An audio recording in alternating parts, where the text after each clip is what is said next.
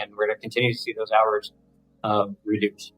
So Universal and Laura Everington saw this coming. Laura has been the spearhead here. We started working on this back in 2020 because this reduction of funding has been going on for probably a decade or more. And we knew that RSP was going to be a great proactive tool. So I think there's been a thought about RSP that it's a luxury item, and I would say that those flights that we can facilitate with RSP into New York, Peterborough after midnight, into getting into Club LAX lawn right now after leaving Europe, later in the day, getting to LAX after midnight is an important thing. But a good example, Atlanta.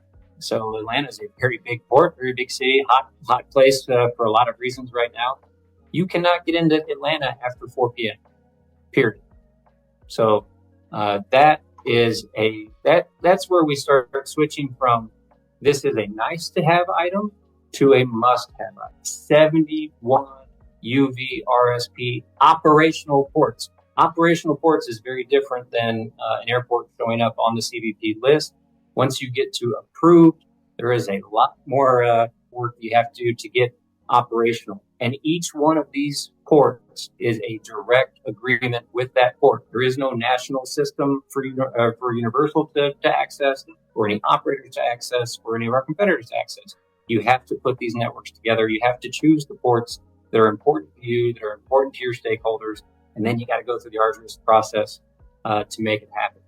But that idea of moving from must or nice to have to must have is really the key here. Flexibility. So all the way from your feasibility process, understanding what your extended hours may be available to you, all the way through your execution of your last, your day before, and all of a sudden the boss says, can we go later? Can we go 2 hours later?